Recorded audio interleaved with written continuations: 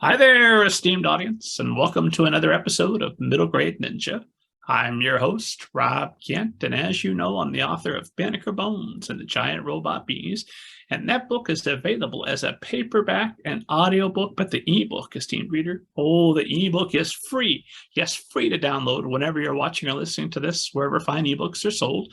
Don't worry about me. I'll get your money once you're hooked on the story and you come back for Banneker Bones and the Alligator People and Banneker Bones and the Cyborg Conspiracy, plus books 4, 5, and 6 that I'll eventually probably write. So we'll be square. Under the super secret pen name Robert Kent, I've written some novels for older readers. You can find out more about those, and more importantly, you can find interviews with thousands of literary agents, editors, authors, publicists, book people, the world's best people, available exclusively at middlegradeninja.com. And by God, that's more than enough intro. We got to get started. My guest today is none other than Diane Magras. Diane, welcome to the show. Thank you so much, Rob. It's great to be here. I am thrilled to chat with you. I've got all kinds of questions for you about secret shadow spiders and fantasy monsters and all kinds of good stuff. But esteemed audience knows that I never torture my guests by making them sit through me summarizing either their biography or their book. Why would you want to sit through me doing either of those things when you're right here and can do a better job? So please, if you would, to get us started, give esteemed audience an overview of your background. Sure. So I have always been a storyteller, and this is something I tell school audiences whenever I present, that I interrupted my father whenever he read to me when I was little, and he was reading books like The Hobbit, Wind in the Willows, and I would stop him in the middle and say, actually, this is what happened. And I'd take a character and I'd tell the story from their perspective. And so I think of that as kind of the formative moments of my childhood, and just the tradition. I think everyone who knew about that could see that I would become a writer one day.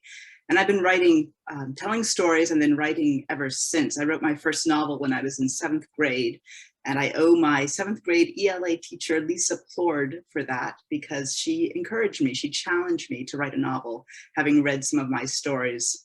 And I continued to write novels just for pleasure, just for myself, for many years. I first began trying to get published a little bit before my son was born in 2007, and didn't have much luck, and kept trying, kept writing because I love to write. And then when he began reading middle grade fiction, I began writing it because I love the genre. And I just found the books that he was reading so exciting and so thrilling. And that's how I came up with my debut novel, The Madwell's Daughter, which was published in 2018. And I think of it as a book that really links me with so many of my interests. It's the story of a medieval girl with a sword who rushes off through a Scottish landscape to rescue her family from being hanged for their crimes. It was a load of fun to write, and full of characters that just lived in my mind. And still live in my mind. And I've been fortunate enough to have 2 other books published since. Now, in the middle of all of that, I should mention that I've had a day job. I work in fundraising for cultural nonprofits, which is a really fun day job because it allows me to tell stories to a lot of people about the work that my organization does. And that's something I always want people to know, that most authors don't support themselves by their writing alone. And you can still be an author, you can still be a writer, you can still feel this profession deep in your bones while doing something else that pays the bills. That's kind of my summary of my background. It's ongoing, all of that still. I'm working on my next novel and still doing my day job and having fun with both. Good. Sounds like you're living the charmed life, the dream. As much as anybody is here post 2020. Well, a question I had for you is as you're describing you interrupting Mr. Tolkien to say, "No, get out of here, sir. Let me tell your Hobbit story better than you can." Now the shoe's on the other foot. You've got 3 books out there. If young readers are stopping their parents in mid-sentence in your book and taking over and saying what Drest is going to do instead, strong feelings about that? I think that's fabulous. If anyone wants to write fan fiction about any of my work, I would say go for it. I think that's just wonderful. I've had some students create their own stories, actually, or their own art that goes with the books. I've had a 4th grade class actually here in Maine tell me what they want to happen next. And they've actually constructed a potential 3rd book for me with lots of ideas, a lot more violence than actually I put into my work.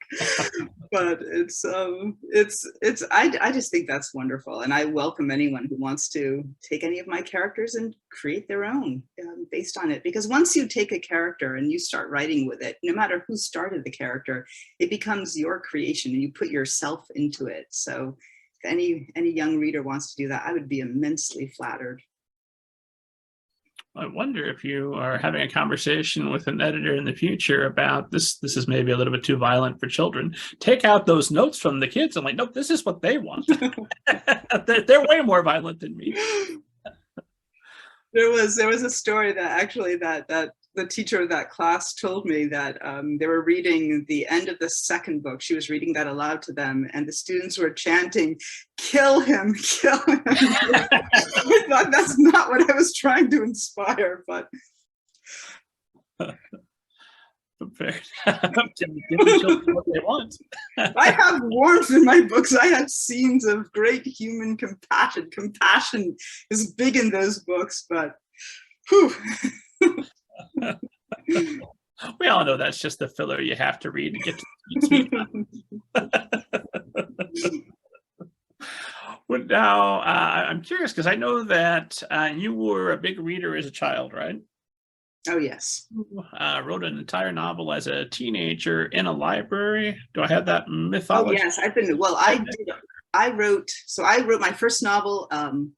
Its title was Bianca, and I don't remember much about it except for it involved a girl, a boy, and a sword. And I'm ashamed to admit that the girl was not the sword bearer of that book. I don't know what was wrong with me, but there was a massive sword that was important to me in my first book, as well as my first published book. And I continued to write novels. I love to involve history in my work. I didn't know a lot of history then, certainly the way I do now. I mean, certainly being older, I've learned so much all these years. So I'd go to my local library and I would just plunk myself down in the history section and near a book that looked interesting or a period of history that I wanted to write about, and just take out books, read them if I needed to. And then just, I would write my character sketches. I'd write scenes from my next novel. I wrote a lot of novels during that period, during my high school years and beyond. I was a very avid, fast writer. I only wrote first drafts, so they didn't really go very far, but still, I think I consider that amazing practice and just a great use of my imagination all those years. But yes, I have wonderful memories of sitting upstairs at the Jessup Memorial Library in Bar Harbor in the history section, just fishing books off the shelf when I needed a spark of inspiration for what I was working on. Well, when you get it perfect the first time, you don't need a second draft, right? That's what I thought. When I lead workshops and I've got new writers who are just starting and they want to rewrite their story without fixing the 10 or 20 plot problems, structural problems that they need to address, I think it's better just, you know what, write the whole thing. Just get it out a couple of times. Get in the habit of writing full stories, then start picking them apart, because you're going to go through a period where you're paralyzed. Oh my God, everything I do is possibly wrong. I can't do anything. So it's better if you just get in the habit of going through like a freight train first, and then finding that balancing act between the thrill and joy of drafting versus the responsible pulling back of revision. And I find there's so much creativity in revision too. I mean, your novel can transform. You've got the bones of it down, you've got the bones of your story, and just being able to flesh it out, or, move a bone around if you need to. But I didn't always love revision.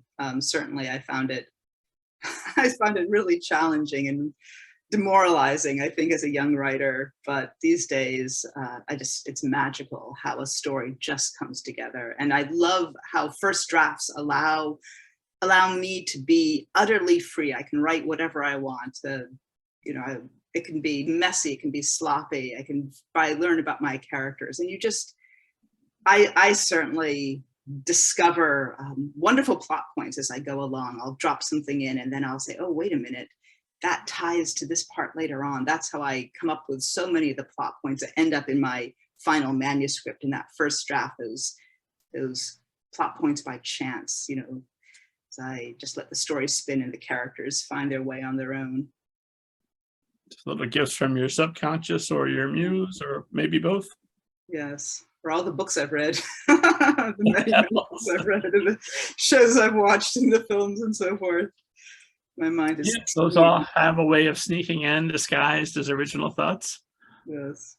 What's interesting, actually, in Secret of the Shadow Beasts, I was talking with a colleague of mine who'd read it, and she works with my organization's discussion programs for veterans. And she had noticed that in Secret of the Shadow Beasts, the story is about, it takes place in a world where Umbrai, shadow beasts, descend upon the human populations every night. They come out at twilight, at gloaming. They destroy anyone, they bite and poison anyone they can get, and then they disappear at dawn. And the only ones who can defeat them are kids who are immune to their venom. That doesn't mean they're constantly immune. It means they don't die instantly when they're bitten. And they can use a special metal, the Caskell iron, which is the only thing that can destroy them. These kids are gathered by their government to train to learn to fight this nationwide threat. And the protagonist, the story is about Nora Kemp, the protagonist who joins us a little bit later than she should, and learns about this world and learns about the secrets and the deadly monsters, bonds with her friends in the group. But one of the things that my colleague noticed was that in this world, these kids who are the soldiers, the warriors of their society, are protected by their organization. Their government takes care of them. Their government takes care of their families when the kids leave to train. And when the kids are done with their service, the government provides them with jobs, mental health services, anything they need, and takes care of them for the rest of their lives. And my colleague said, that's a great model for what our society should do. And I thought, yeah, that's one of the many, many things of the real life world that we have, the problems in real life that, you know, filtered into that book, where I have a world that I think is better, despite the monsters in some ways, the way people treat each other. My colleague gave me the most wonderful compliment. She said, I'd like to live in that world. And then she said, without the monsters, but I thought, wow. That's a fair trade. Yeah. I will take the monsters over Ted Cruz fist bumping when he takes away veterans' health care. That's fine. Bring on the spiders. Yeah. So, well, now here we are. We're talking Secret of the Shadow Beast, which is available now. So how did you come to decide that 7 would be the appropriate age to start for the children to start training to take on these monsters? I was trying to think of how old a child could be to start that really, I don't hesitate to say thoughtfully, but to start this completely different life without being too much damaged by being removed from their families. I mean, age 7 would be a tough age anyway. I mean, thinking about my son as he was growing up, 7-year-olds are imaginative and starting to be really brave and out there in their worlds. I mean, that was a big period of confidence and growth that I saw among my son's friends when he was 7. And so I thought about that as a good age to begin. And of course, the government institution that starts training them takes care of them, you know, shows them affection, but most of all shows them respect and helps them understand this important role that they're playing and that they will play once they're ready to do it. I was thinking about child psychology and what 7-year-olds really are. I have a lot of respect for kids.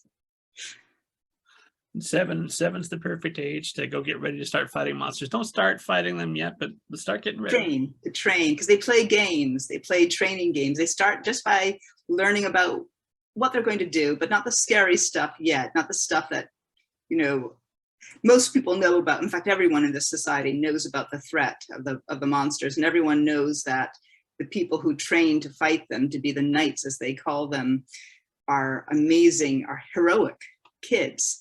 And so it's a big deal. If you're 7 years old and you're feeling like you're out in the world, you feel that sense of empowerment that you do as a child at that age. And suddenly you're told, okay, you're immune. You have this potential to become one of them, one of these heroic kids.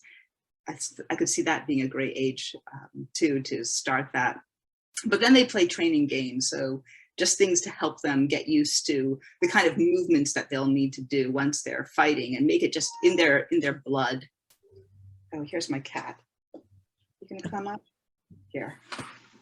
Yeah, here she is. Everybody loves Laura. a good cat. But yeah, so they don't even have their weapons until they're older, until they're much older, actually. It's all games, it's all learning the history, it's all learning until they're around 10 or 11, and then they start using the weapons. But it's all athletics too. They start running seriously at age 7, and that was fun to write, because I have a running scene where my protagonist, who joins this group at age 12 because her father did not want her to join when she was 7, when she had her immunity test and was found to be eligible to enter this track to be a hero. He just didn't want that life for his daughter. But he dies from an umbrai bite, and her mother almost dies. Her mother gets attacked by one when she goes out unwisely after dark. And so Nora decides on her own to go to offer herself, and finds that the government organization has been waiting for her and wants her still. So she has not had that whole training experience. And so I have a scene later on where everyone else, the order, the team that she's part of, is doing they're running. They run laps for 20 minutes.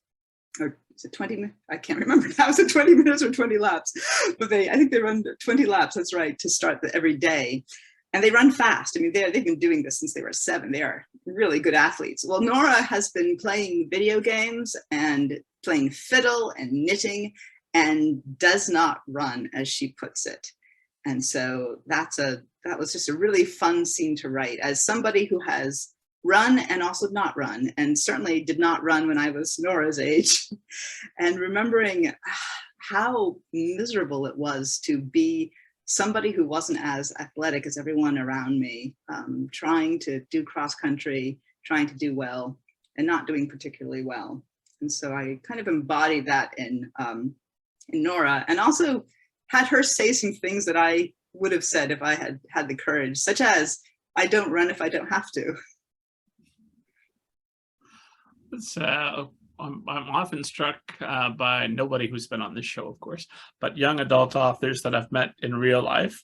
And sometimes they'll admit that, yes, of course, I'm rewriting my high school history. This is the teenage years I wish I had had. Do you find that to be true sometimes of your childhood, if you had lived in a world, obviously, with monsters you had to go and fight? Oh, definitely, definitely. There's so much wish fulfillment in all of my books. I mean, I'm dressed in my very first book. I always wanted a sword when I was a kid. My dad did fencing when he was in college. So there was this old fencing foil in our basement, and I discovered it one day. And fencing isn't, well, for me, actually, fencing was kind of fun. We only had one foil though, so that really wasn't much of a competition or anything. But I ended up hanging it on my wall above my bed. So I had a fencing foil as my sword. But I wanted a, massive, I love what Antonio Cabero did. Look at that massive broadsword on the cover. That's what I wanted. So I gave it to Dressed, and I gave her a background where she was incredibly athletic. I mean, she's like a Marine. I was thinking that when I wrote the second book, there's a tense scene where she's escaping from some people who are after her, and they're shooting crossbows at her, and she's climbing a cliff. And I thought, is this humanly possible? So I was looking things up online just to see about training. Could somebody actually do this who'd had her kind of training all her life? And it was possible, but she was like a Marine, to be able to stay calm and focus and push her body. That's so different from who I was, because I was a kid who read a lot. I did a little bit of exercise, but I wasn't by any means an athletic kid, and wrote a lot and played video games. And that would have been fun. Would have been fun. The athleticism, but also the boundless confidence. That's another thing that kids have pointed out, that she's just so sure of herself. And I wasn't when I was a kid. That's one of the reasons I think that I wrote, to have a world where I could be in control and be sure of myself, be in charge, make the decisions, and feel really good about myself, which I didn't always when I was a kid. So it's nice to model how kids can feel that way. It's been interesting because a lot of students love dress the most, understandably, I guess, the protagonist, but they really feel connected with her. I think even if they aren't as confident as she is, but I think she might be a bit of wish fulfillment for a lot of people. It's been one of your favorite reader reactions to Dressed or to any of your books? Oh, I mean, kids who come up. I was at a event last fall, and just the kids who came up who had read Madwell's daughter before the pandemic, and just wanted to tell me how much it meant to them.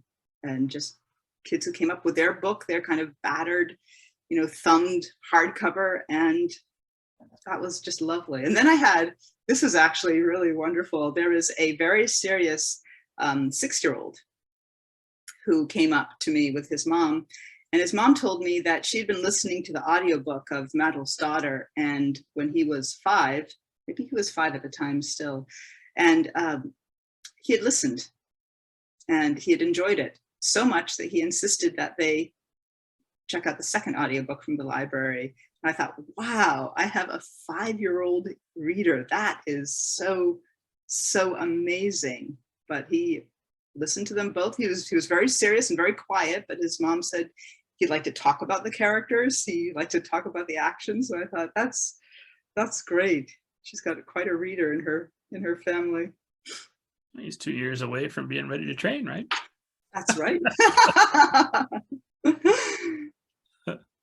So I wanted to ask a bit about world building, because there's no sheltering children in this in this world for the Secret of the Shadow Beast, because at the gloaming the monsters come out. There's no way to let them to keep them from that. They're going to know that's happening, but that also has implications for everything.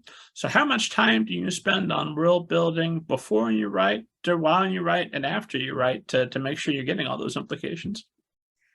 I spend, it just depends on each book. So for Secret of the Shadow Beast, I'd come up with the basic premise a long time ago, I mean years ago, and so I was poking around with it. Well, the monsters coming to decimate humankind. I was poking around different versions of that. I think I probably spent about a month off and on. Yeah, probably a month off and on. So concentrated maybe a full week, but spread out, coming up with the premise of the world. And then as I wrote it, I discovered things as I went on. So I write, for Secret of the Shadow Beast, I wrote, I think 3 full rewrites, so complete revisions with the same skeleton of the story, but some major changes, including the ending, just trying out different versions of that. And it was by the final one that I really understood the world and who this government organization was. I had to make the choice too, whether they would be evil or not. And it's very easy to make a government organization, it's very easy to make everything in your book that opposes your protagonist evil, the government organization, the monsters. I don't like to do that. I like to have things have a lot of gray areas. And I thought, in this world we're living in right now, to have so much evil descending upon these kids, that would be really hard for kids to read, and frankly, really hard for me to write. So I made the conscious choice to make this government organization in a very hard place. I mean, they live in this, they're trying to help this world where literal monsters come and destroy people at night. And a lot of people who don't see the monsters, don't see the umbrai regularly, assume that they're not in their areas, so they go out at night. And the monsters kind of hold back and let them get used to going out. And then after this happens in a town that the kids visit, they descend upon them and they decimate them. The monsters are smart. They lure people into a sense of false safety, and then they go after them.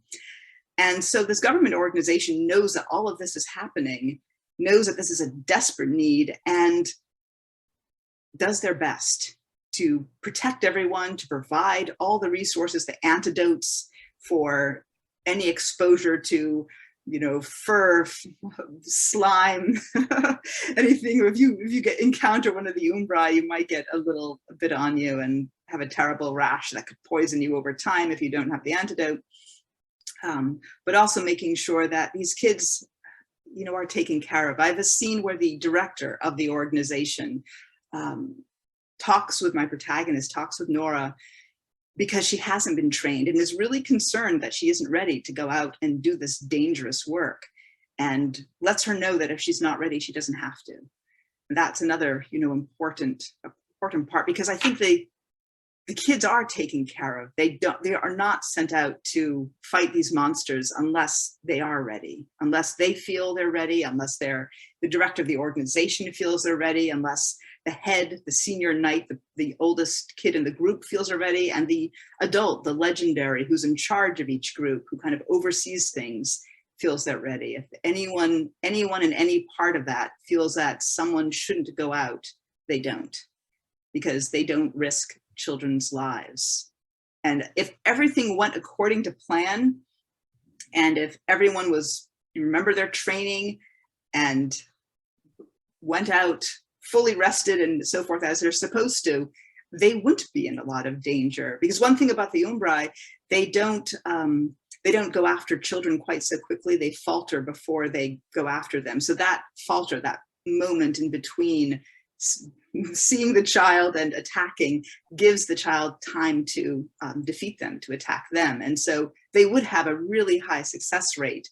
The group that Nora's part of is really good, really athletic, and really good at destroying monsters. And so they put themselves in a really rough situation where they bring their adult out as a lure, which brings massive numbers of the umbrai up to them. But they do quite well. They defeat them very well. The director of the institution doesn't like that they do that, though, because that puts them more at risk. But I thought, as I was writing that, they were a bit daring too, and confident, the way that other age of kids gets, just feeling invincible, when in fact they're not, but they are a little bit. There was a time, maybe, 2018, 2019, where I would have thought, no, surely these adults would have read about the evidence of the umbrai and they would know, don't go out there, the monster, they're real. But then I watched people walking around maskless in grocery stores and everywhere else. Oh, never mind. Was that a factor when you're writing? Are you writing this during the pandemic? When are you writing this? Funny, because I wrote this before the pandemic. I wrote the first draft in December 2019. And those scenes of the adults going out at night, even when they weren't supposed to, was there in the first draft. And so as I began to revise it while the pandemic was happening, I thought, wow, this is parallel in so many creepy ways. But I described a world that I thought was worse than the one we lived in. And it turned out to be a lot closer to the one we lived in as I continued my revisions, which is really, really stinks. But of course made my wish fulfillment elements, more fulfilling in a way, more pointed and just more, because I'm modeling I'm modeling how the world should be. I'm modeling respecting kids. Kids will be our future right now. I mean, we all know that kids will be the ones, their imagination and their ability to think critically will define what our future is. And so this government organization embodies that sense. But I model too, treating kids well, supporting kids supporting kids in wherever they are in their lives, just being there for them. That's what this organization tries to do. And of course, taking care of them after their service, taking care of their families. It's a strangely, given the context, it's a strangely warm world. I had a book reviewer who called it, she just said that this was the healthiest squad she had ever read. This group of kids, the healthiest squad, because they really are there for each other. They really support each other in a way that I wish all people could. Well, I think we need the Umbra to come into our reality. We've got spider monsters chasing us every night. By God, we're going to come together. We hope, but maybe not. Oh dear.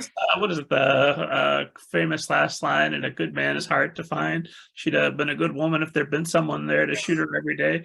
That's what we need. We'd be good people if we had spiders threatening us every day. Every night. So I was curious, because you are dealing with monsters and you are dealing with some frightsome moments. Where do you decide how frightening is too frightening? How scary are you allowed to get? I usually push it and then I dial it back.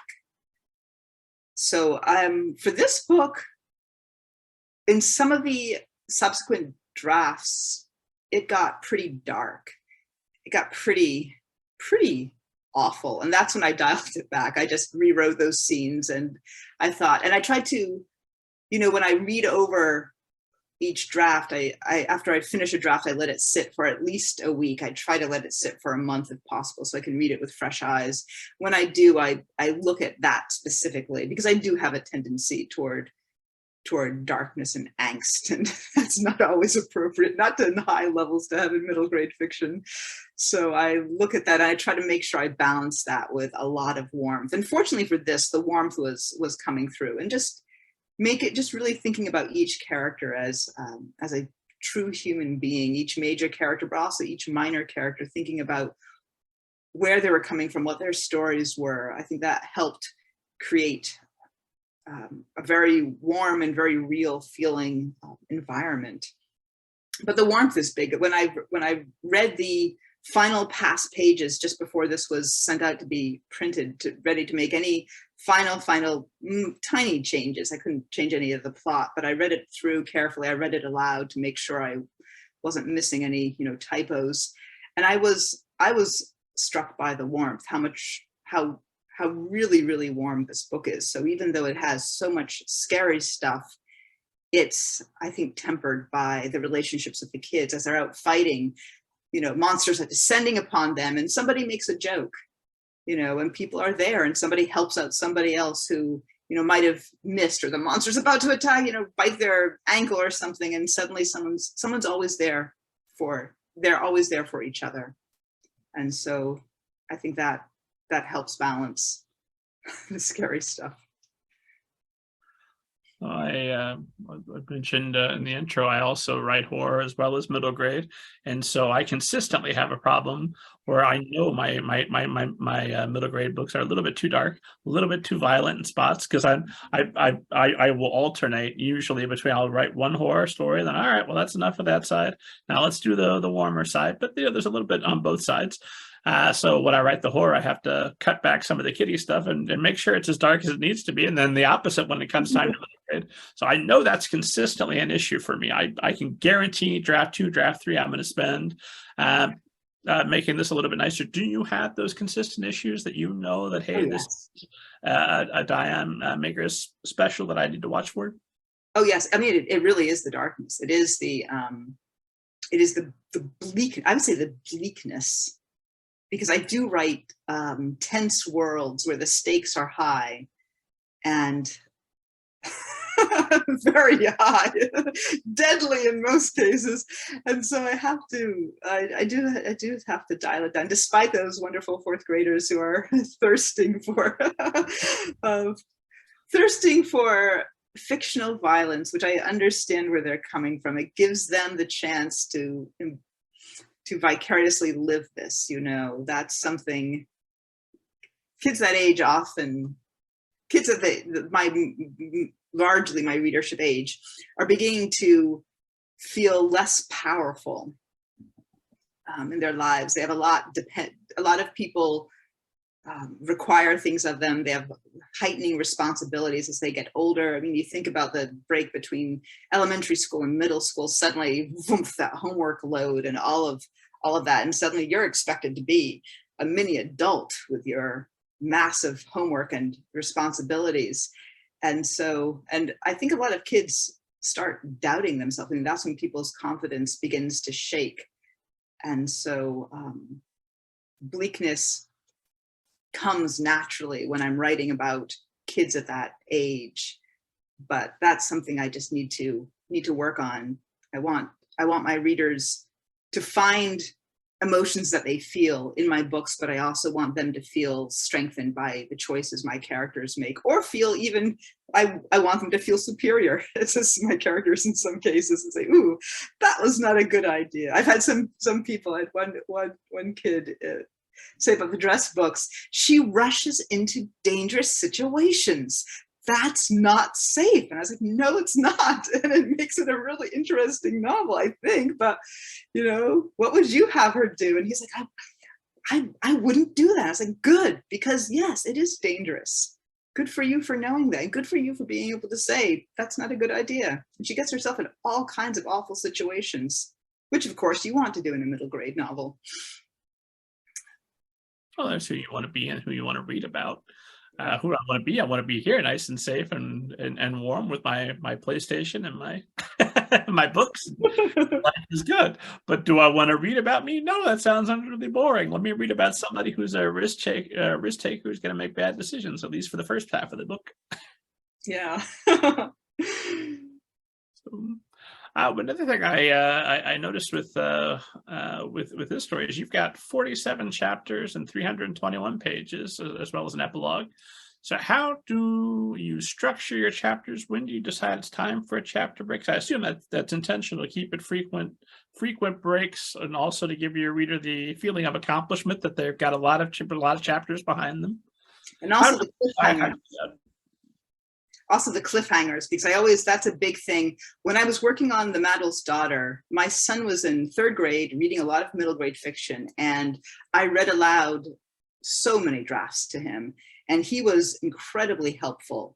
Third grade's a great age. I love those kids. And he was wildly enthusiastic about this book and able, but just really solid and critical, which was perfect. I needed that, and having that from somebody who was my readership, you know, right there in the house telling me, this is boring, this makes no sense, this is good, this is exciting. And he taught me how to make cliffhanger chapter endings and how to get that sense of when the chapter should stop too. You know, you're reading along and it's satisfying, but you reach a point where suddenly something's about to happen. You hold your breath, and that's, boom, I stop the chapter. Because then my son would say, keep reading when I did that.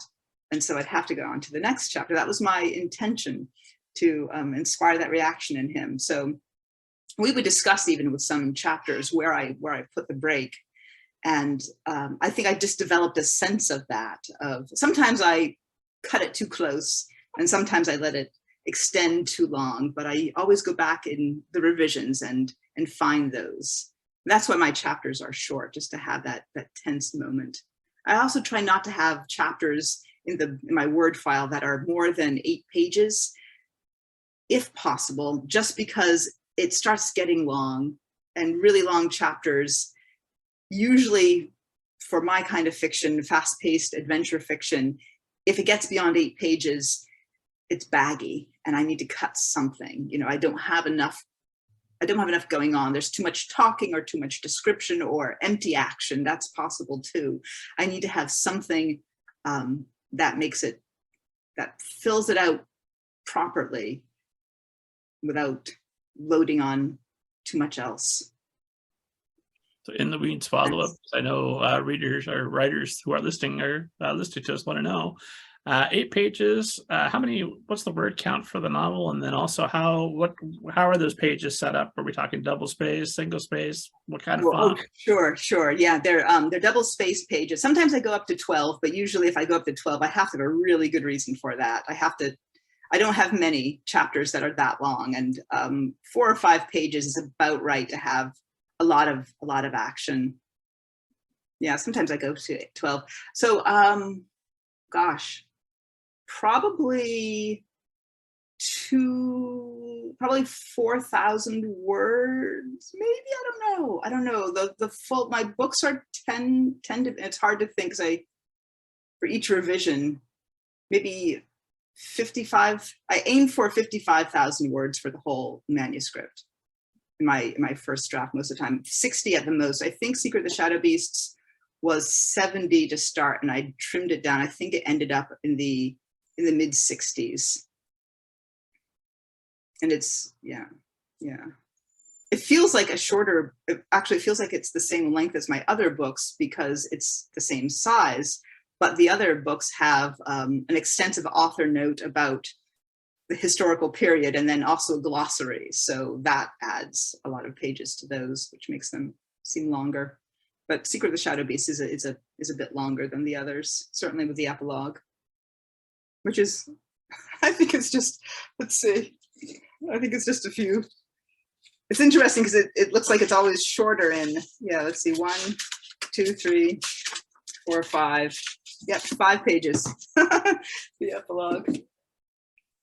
And you're not worried when you're seeing that first draft, like, oh, I'm at 70 or I'm at 80, that's fine, because I know that there's lots of stuff that I can go through and cut.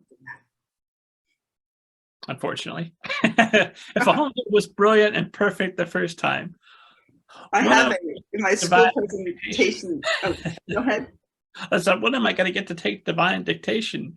One draft and done, that would be perfect. Oh gosh. In my school presentation, I have a picture of a massive stack of manuscript pages, and it's 700 pages. And I tell people, this is what I threw away to write The Madwell's Daughter for the many, many, many drafts. I figured that out one day of how many pages I discarded in total, and 700, which might be a little bit of an exaggeration, but not by much, because I do tend to rewrite a lot, even though the bones are still there, at least for my first book. I think Margaret Atwood says there's no guarantee that you will get better as you write. I think I have got better. I think, just working with great readers and great editors, and reading a lot and paying attention to what I read and paying attention to what I write, I think I have got better. And I know I wrote fewer completely. Well, yeah, I wrote 3 for Secret of the Shadow Beasts. I don't know how many I wrote for The Madwell's Daughter, but that was my first book, so I was figuring it out. My second middle grade, I wrote a different one before that, which who knows, maybe I'll go back to that one day, but it's very problematic.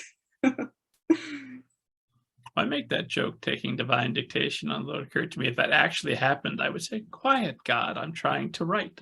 I need to focus. You're going to have to revise that anyway, because revision is the divine moment. Revision is the discovery.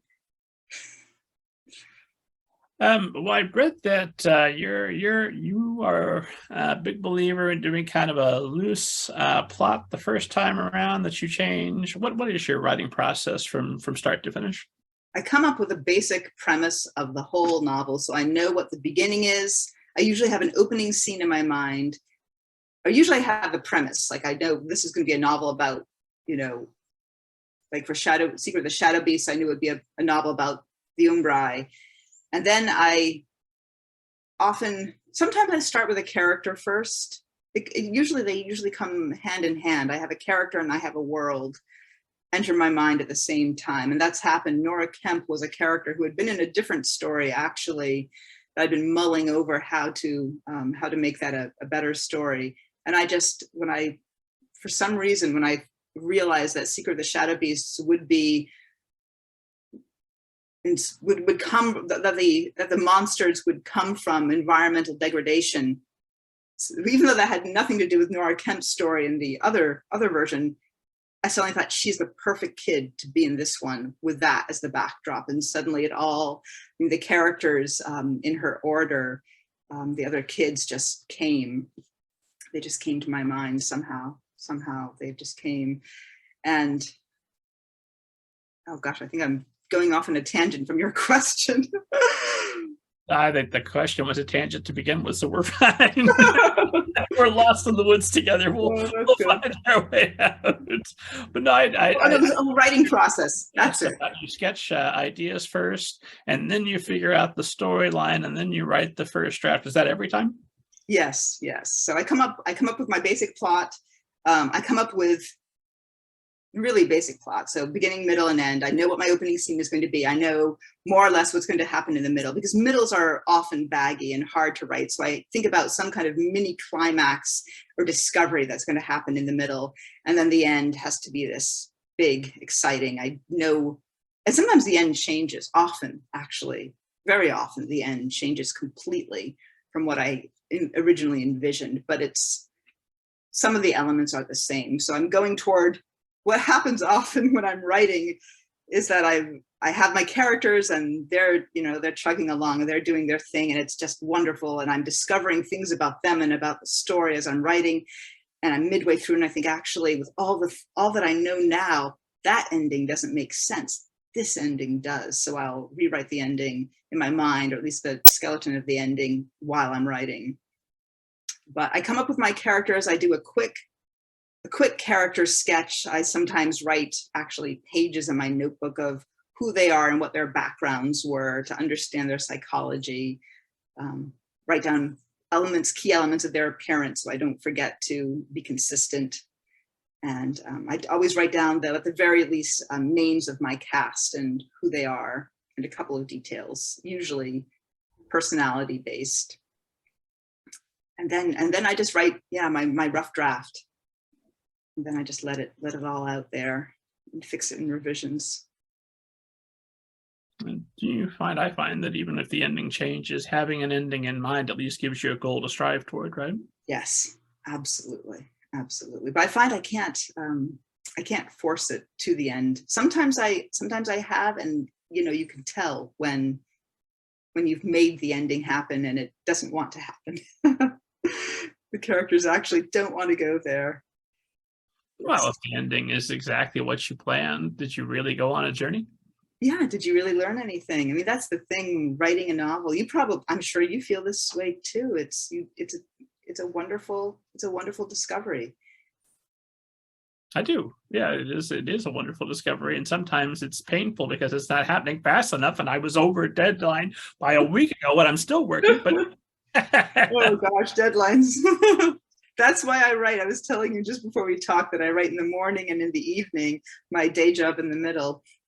That's why I have those 2 writing periods, so that even if the first one doesn't go well, I have my second one. If the first one goes well, great, then I have a chance to do even more in the evening.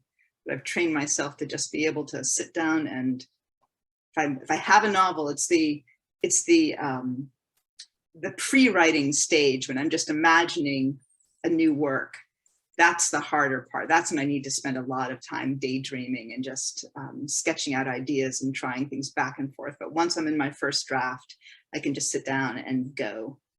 I've somehow trained myself to let my mind open and just do it. And then I often go back and rewrite. But it's funny, there's a scene in The Madwell's Daughter near the end. I won't describe it because I'll probably give away a lot of plots, but I remember writing it one morning when I was so tired. I hadn't had enough sleep, and I just wrote it, and I thought, oh, this is terrible, but I'll be able to rewrite it. I barely changed that scene. I think my editor asked me to change like 1 sentence in it. That scene is almost exactly the way it was when I wrote it, because somehow, even in my half awake state, I was able to get to the point of what was happening. I think it's when you know your characters that well, they're telling the story. Yeah, hopefully if you're doing it right, you get to a point where the characters are doing more work than you, at least as much work as you are, maybe not more. Do you, with the structure of your, what does that first session look like? Do you have a specific start time and a specific goal you need to cover during that time? I don't give myself word count goals, just because I find that I either struggle and I don't come close, and then it's just frustrating. I try to be gentle with myself, especially when I'm beginning a novel. And if I'm struggling with the beginning, I grab one of the books I have beside me. I grab a mentor text, as what kids call them in school, and I just will open it and jump in and read something, and just to remember how this is done, and that this can be wonderful. Where is it? Yeah. Philip Reeves, Here Lies Arthur. My goodness, this was my mentor text for the Madwell's Daughter so often. This is a brilliant story, historical novel of what the real King Arthur might have been like. And the research is incredible. The writing is stunning. The writing is beautiful. The action is intense, thoughtful. There's so much heart. It's just a perfect novel. And so I would jump into that one often when I was hitting a difficult point with the Madwell's Daughter. Just when I was having trouble getting started, I just jump in and read something. So that helped. But I don't give myself a word limit, because I either struggle or I vastly write way more than what I need, because I'm a fast writer, and if it's going well, if I say, okay, in this hour, I'll write, aim for 1,000 words. I might write 1,500, just it might all come out. Or I might write 200 because it was hard. And at least I'll say, if I've got something down, or if I know where I'm going for my next one, my next writing session, then it's a successful day. As long as I have something done for those 2 sessions, then I feel okay. So for starting time, the summer is great. My son doesn't have school. I work from home these days. My day job lets me do that, so I can sleep as much as I need to, as long as I start my day at 9 o'clock and have my writing time, before. So I usually get up, between 5 and 6, and I just grab my cup of tea and I sit down and write for the first hour or 2 of the morning. Then I hastily get ready. On school days, it's a little bit different. Well, it's just you and me, nobody from your employment listing. If you had a great idea or something was going really well during the day, would you ever maybe take a moment off from the day job, finish this, but then get more to the day job later, of course? I have done that. I have worked later if I've needed to. My lunch break, even when I worked in my office pre-pandemic, I'd bring my notebook and I'd sketch things. Actually, it was really helpful when I was driving to my office. I'd had about a 35-40 minute commute, and I would have my phone on record on voice memo, and I would brainstorm as I drove in every day. And that really helped me with the Madwell's Daughter and the Hunt for the Madwell's Daughter, a little bit for Secret of the Shadow Beasts. But of course, pandemic began, so we were all home during most of that, all my revisions. But yeah, having a commute, I've learned to go without those brainstorming sessions, which is odd. I might need to just go back to that somehow. Well, you just go for a drive, I suppose. Yeah. No specified arrival. Yeah. I'm curious if this is a trap I might fall into, and I assume you're stronger than me, but maybe when you have a really great first session, and then the second session comes around, like, that first session was really great. Maybe we see what's on Netflix. Is that a? Oh gosh, no. When I get into it, I get snared and sucked into the story. If it's going well, it just draws me in, and I want to see what happens next. If I'm writing a good story, I'm interested in it, so I want to see what these characters do. So that really, 7 days a week, 365 days a year, or pretty much. I mean, I take breaks between ideas. How long a break are we talking? Oh yeah, I mean, I need to, because if you're just finished one novel to start another one the next day or even the same day would be hard. So that's when I that's when I turn on Netflix, and that's when I read a lot. I tend to just swallow middle grade books. I read my market. I read a lot of my market, and I just will read 3 or 4 books at a time and just get myself away from what I just wrote to try to prepare for the new one. And sometimes it takes me longer because between novels, I need to come up with the idea, and then that just requires that careful, careful, quiet, peaceful, fruitful brainstorming session where you want to come up with a really good idea. You want everything to click, and it sometimes takes a while for that to happen. Would it be great if you could just snap your fingers, say, great idea now? Yeah. Well, sometimes I have great ideas and I think this is marketable, this is perfect, and I don't know who the characters are, or I can write who the characters are, but I don't know them. I don't know them enough to write them in a work of fiction. Sometimes I try, sometimes I force myself. I have a book that I hope is going to be, I have a novel that I hope is going to be my next book, where I did force myself to just sit down and write it because I loved the idea so much. I could even picture the cover in my mind. I know even who the cover artist, I know who I want as a cover artist. I'm that far into it. And so I just kept that in my mind as I wrote. And then when I finished, I shared just a bit with my agent, who said, this is a little, your protagonist is a little hard to connect with. And I thought it's because he's not entirely real. Good for you for noticing that.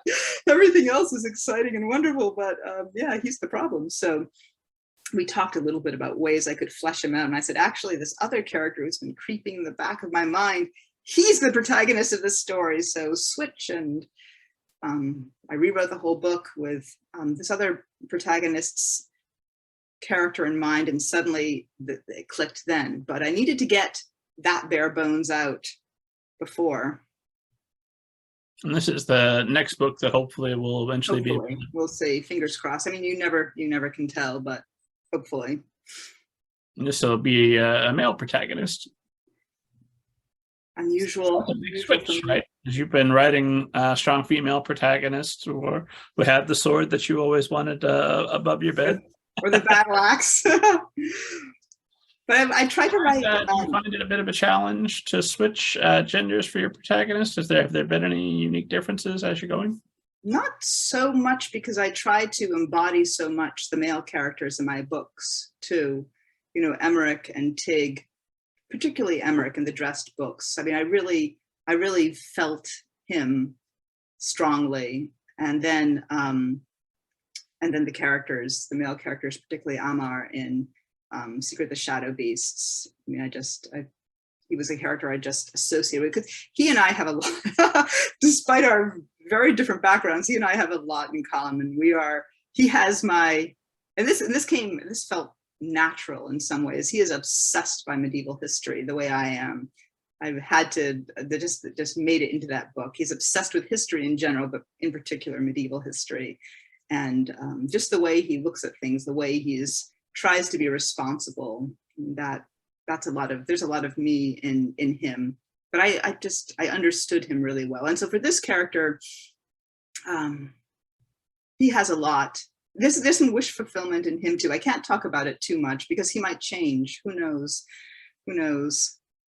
So much change. You make promises to a state audience right now. We'll absolutely do this. Count on it. Mark your calendars. We'll go ahead and pick her with East State. I think all of my characters, whether they're male or female, have a lot of me, or non-binary. They have a lot of me in them. So I feel these kids. What's that famous Stephen King quote? All the characters are me and the women are just me in dresses. Yeah. Which you're a Maine writer, so I feel like in Indiana, we Hoosiers, we have to say we love Kurt Vonnegut, whether we do or we don't. I mostly do. Some of his stuff is aged a little bit poorly, but what are you gonna do? Society hopefully will continue to get better, so we'll all age poorly eventually. But I do love Vonnegut, so I don't mind being asked about him or talking about his works. How do you feel about Stephen King?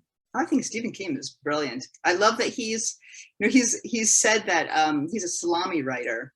He writes really good salami. He writes fantastic salami. I mean, he has defined the horror industry. I think he's the horror genre. I mean, he really gets under your skin. I think at least when I was growing up, every middle schooler and high schooler was reading Stephen King. And my God, the nightmares you get from those books. But they were so relatable. I mean, he's brilliant at taking utterly relatable situations and twisting them some deep, horrific psychological way. Oh. It must make life easier in Maine as a Maine author to be an actual fan, as opposed to, yes, I'm aware of his work. Well, I think everyone's, and he's a wonderful, wonderful human being. I mean, he's just a really, really nice, thoughtful person. He's been an incredible philanthropist.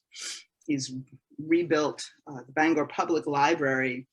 It's a gorgeous, gorgeous library. He gave them massive grant. Massive challenge grant. He's just he really looks out for the state and supports arts, culture, but particularly libraries here. So I'm grateful to him for doing that. I feel like that shouldn't be a surprise. Like, anybody who gets such a tremendous windfall should share it, but I know so often it goes the other way, where they become Jeff Bezos and their little rocket ship and have the rest of the world locked out and under surveillance, and all the money for me. I'm going to build a giant statue in my honor to be here forever. I wonder if people like Stephen King, he tells the story of how he had this wall of rejections. He had all his rejections stapled up on his wall, because when he first was submitting his work, he was rejected over and over. And this was all, paper, so he'd get these back in his self-addressed stamped envelope, and he'd surround himself with the rejections. That was motivating. But I think having had that, even with his incredible success, I think he's humble, deep inside. I think he's a normal person deep inside. He probably would laugh if he heard me say that. Like, what were the stories I come up with? But I did that because I read that he'd done that. I kept all my rejections up around me in my writing room for a while. Opposite effect. It was demotivating. Everywhere I looked, rejection. See, I couldn't do that myself. I would find that crushing. I keep where is it?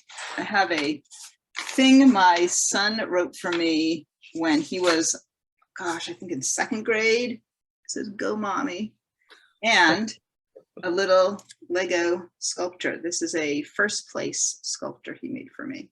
So I keep these on my desk. And so I have the "Go Mommy" with my first place sculpture. He probably would say, "Oh God, don't mention that." But these days, but that's really important to me, to have those little signs of belief around me. I think that's way more motivating and endearing than a stack of rejection. Yes. So let's go back. I want to fill in a little bit of the missing gap, and then we'll start to think about winding this thing down. But you mentioned you're writing in high school. You're there in the library putting your fantasy novel together, and then you don't start writing seriously again until 2007. So what happens in those missing years? Are you writing on and off? Oh no, I was writing. I wrote 44 novels, unpublished novels, first drafts throughout all those years. I just wrote for pleasure. And so I just wrote and wrote and wrote. A few times I looked at publication, but I think I always thought that my work wasn't quite ready to be published, and I wasn't sure what to do about it. As I got older, I haphazardly revised it. As I got much older, I tried to take this even more seriously. I thought, okay, I've been writing for a long time. I think I'd like to get published now. I mean, I think this is ready. I think I have something I really believe in that I could see being under my name. So I did look for, let's see, it was around 2007 when I really started trying to write for publication. And I had two different novels that I queried. One of them briefly had an agent who didn't like my revision, so we parted ways. And at that point, I had rewritten the novel according to what she wanted into something. I didn't like it either, and it was a mess. So put that aside. That was historical fiction for adults. And then I had another middle grade that nobody made an offer on, which I can understand why. It needs a lot of work. But and then yeah, so I did try at that point. I was thinking about that a little bit more seriously in the early 2000s too, but trying to write, the perfect novel. I think that can be a trick for a lot of people, being too hard on yourself and your work before you share it with anyone. You see, I was afraid to share my work with people because I didn't want anyone to tell me it was bad, and you have to be able to take that. Not that it's bad, no one should tell you that your work is bad, but you have to be able to take criticism, constructive criticism, and to see it as an opportunity. And I think I needed to just get to that place where I was ready for it, which is still hard, though. I think it's hard for every writer I know. When my editor sends me the first edit letter, you just feel this gut punch and, okay, get your glass of water. I usually do something else while I know it's sitting in my inbox before I sit down and read it, and make sure I'm in the right frame of mind where I can go through and not be too crushed by whatever I read. And a good editor will start with compliments. This is what I love about your work. These are 3 things that are fantastic. Here are some things that I think we could improve. And, here's a positive way of telling you all that's wrong with your novel. And then at the end, this is fantastic. Though overall, I see a lot of promise in this. And here's one more thing I loved about it. Looking forward to working with you on this. The sandwich model, that makes it a lot easier to take. So what changed? When did that come to a point where you got at least to the point where, even though it's no fun, you could take that criticism and be published? Well, I think I met my husband at a writers' conference, and we're both writers, and so we began to exchange manuscripts then, and have exchanged manuscripts ever since. And we're very good at being gentle with each other, and I think he helped me a lot be ready for this, because I know that he would never try to hurt me, through my writing. He'd never try to tell me that my writing was awful. He would never use those words, for one thing. But he will be honest. And we reached a wonderful stage where, God, he's so helpful. I mean, in Secret of the Shadow Beasts, he read the first draft and he said, this character Wilfred, who's Nora's best friend, her gaming friend, he said, I think you need to do something more with him, because you have a really good character here. Maybe Nora could, I don't know, communicate with him somehow, call him. Just how could she think about him even as the story goes on? Because you start out with this tight friendship. Where does that go? And I was so glad he mentioned that to me, because when he said, how could she still be in touch with him? I thought gaming, the chat through the game. And so suddenly she brought the game that they play, along with her to the castle, the retrofitted castle, where she's training to be a knight who fights the monsters.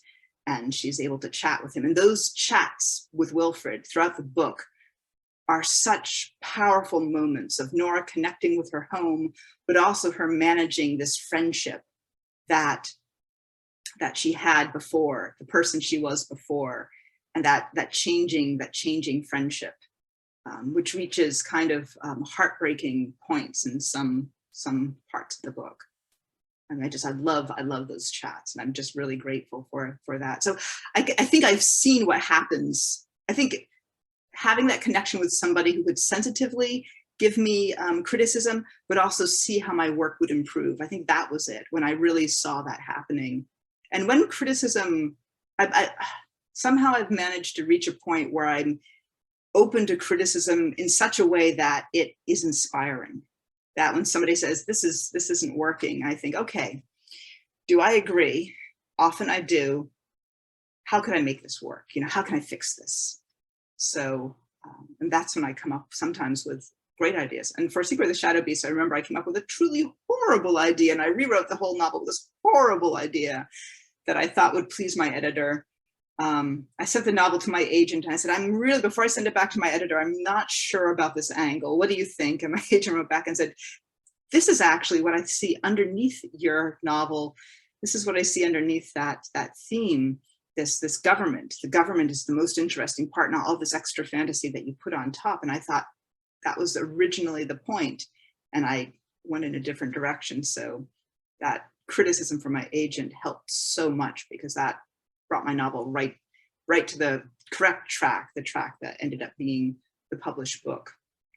So having a taste of seeing it work, that helped. I don't know how other people can reach that stage. It just, I tell my kid audiences when I do school talks to try to be open to criticism, be true to your work, know what's important to you in your work, be willing to accept criticism, but also feel empowered to reject criticism if you feel that they're not right. But do try to at least listen, because you may find that it's inspiring, that it does help. And know that it's almost always, for most people, given to you with positive encouragement, positive intentions. It's meant to help. And so, see it as that, see it as a learning process. It's hard to internalize that, though, because it is hard when somebody tells you your work isn't perfect. You're not perfect. Yeah, sure. I know, because we writers all say it's us. It's not just our work. And that's that being able to separate yourself. But how can you separate yourself from your work when you're putting yourself in your characters? Your characters are all parts of you. Your story is part of you. That's why criticism is so hard to take, because it is personal. You can't help but to be personal. Well, I find that a little bit of time helps. Like, don't read this immediately after I wrote it. I can't hear your criticism then. Let me start another project. Let me get a little further on something else, and then I'll come back with fresh eyes, and I'll be able to agree that, yes, okay, fine, maybe you have a little bit of a point here. Although when you listen to people and their criticism is wrong, it's still worth listening to, because they may be circling the actual problem. Yes. And they're not as brilliant as us, so they they can't identify it, but they can at least help us, the brilliant writers, find it and fix it. I saw that your husband was a noted book critic, and my first thought was that's either a tremendously wonderful resource to have there in the home, or an absolute point of contention and terrible. So I'm glad to hear it's going in the positive. Yeah, he's a wonderful resource. He doesn't review middle grade, so it's interesting. He reviews a lot of literary fiction and foreign titles and nonfiction, and he's brilliant. So, and he writes novels too, and it's just, so he understands. I think by being a writer, that makes him a great critic, because he understands what people are trying to do, and he's very sensitive to what people are trying to write, and doesn't bash people, which I think is important. So are you able to set writing schedules that where you're writing not in the same room, I assume, or back to back? No. He's right there at the desk with you. That's a point of contention. Don't do that. But are you able to set? Okay, I'm going to write in the morning. Well, great. I'll write too, and then we'll meet in the afternoon. Things of that nature. Well, he writes in his space, which is downstairs. I have my little nook here. This is where I write. We both write whenever we need to. He writes his novels whenever the time is right for him, and he comes up with his own schedule, mixing it with his book criticism. And I have mine on, we don't usually write the same time. For a brief time, we had a house which was really tiny, and we had to have the same office. And it was awful, because we would write at the same time, and I'd hear him clicking away, and I'd be like, oh, stop it. I have to plug my ears, or put in the earbuds so I don't hear the sound of your productivity while I'm still trying to think, and vice versa. So yeah, he tends to like to share his work as he's writing it. I like to finish my work before, and then share it once it's done, and once I've let it sit for a bit and review it myself, because I want it to be at some level of something I can be proud of before I share it, and where I can see, where I can tell someone, whoever's reading it, so my husband and my other beta readers, what to look for. Like in general, if you notice things wrong, but in particular, here are 3 things that I need you to tell me about this work that I'm wondering about. And it's just like what you said, the distance, giving yourself that distance from your own work, that helps you be open to criticism.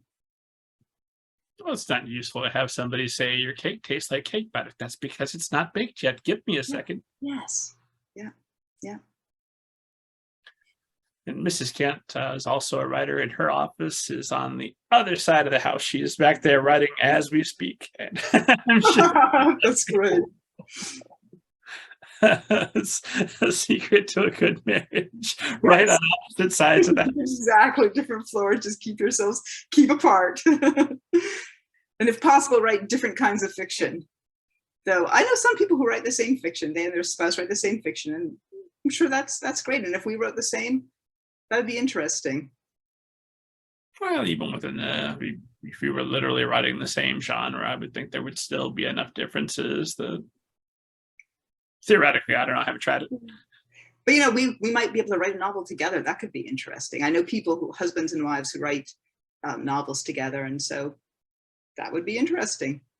Maybe that could be a fun date night, sitting around revising your book together. Your book together, yeah. We'll go out, we'll have a romantic dinner, and while we're sitting there afterward, we'll pull out our novel and we'll argue about our characters and our scenes. Now, my friends who co-write novels, they tend to write different sections or take a whack at it and then send it to their co-writer, who will take a whack at it, and they'll go back and forth, or they'll write different chapters. They'll each have the chapter of their perspectives, and so each one will.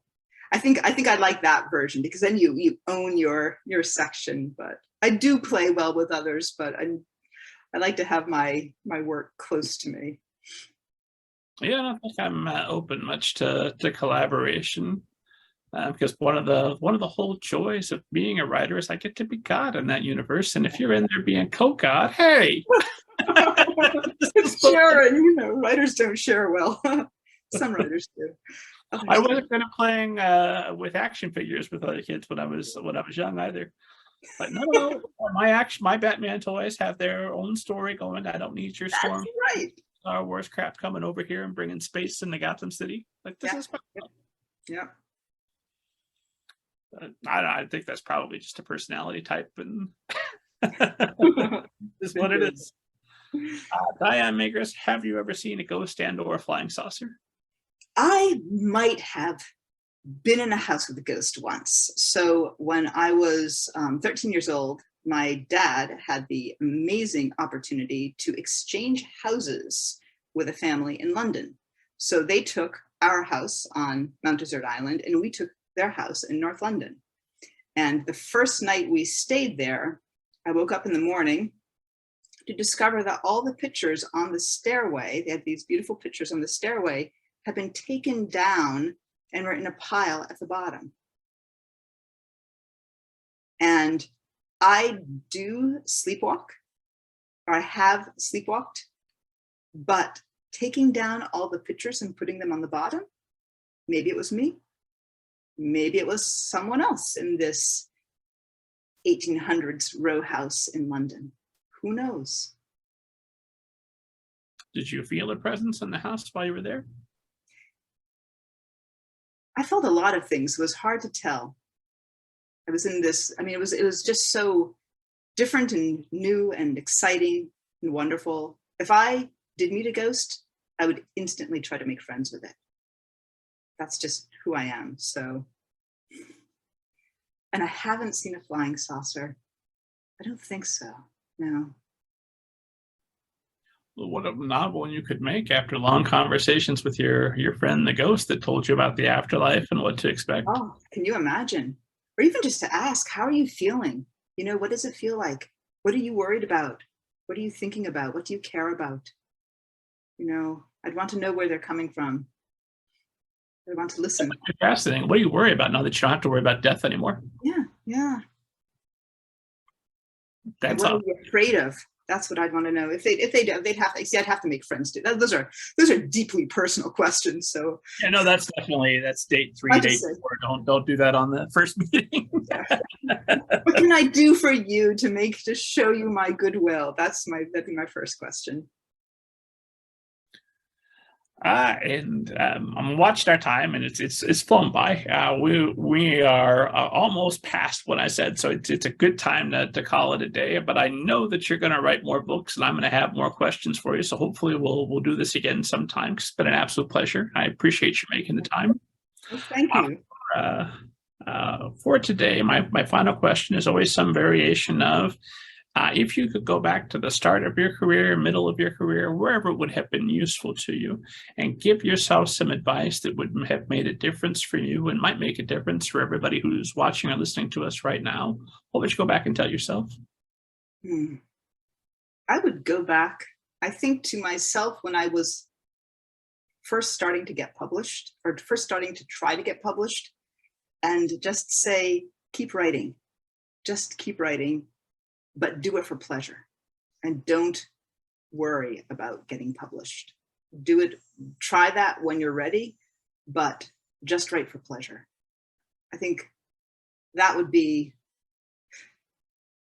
something I think that every writer, even after you're published, has to remember, because once you're published too, you feel this urge to keep having books out. You feel this intense pressure, this intense criticism of yourself.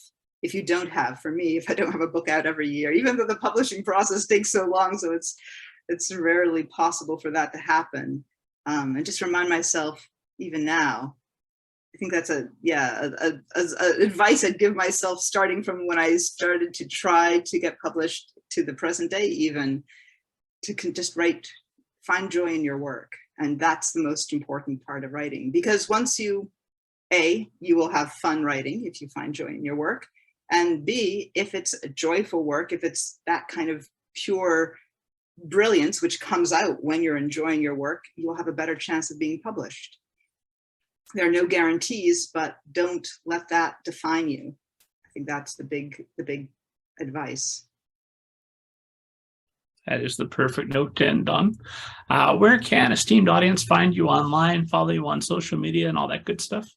You can find me at www.dianemagras.com. That's my website. And I'm at Diane Magras, DIANEMAGRAS, on Instagram and Twitter. And as always, esteemed audience, for more interviews almost as good as this one, with literary agents, editors, authors, the world's best people, book people, as well as for more information on my books and downloading your free copy of Banneker Bones and the Giant Robot Beast, you can get all of that at middlegradeninja.com. And God willing, I'm alive. I'll see you next week.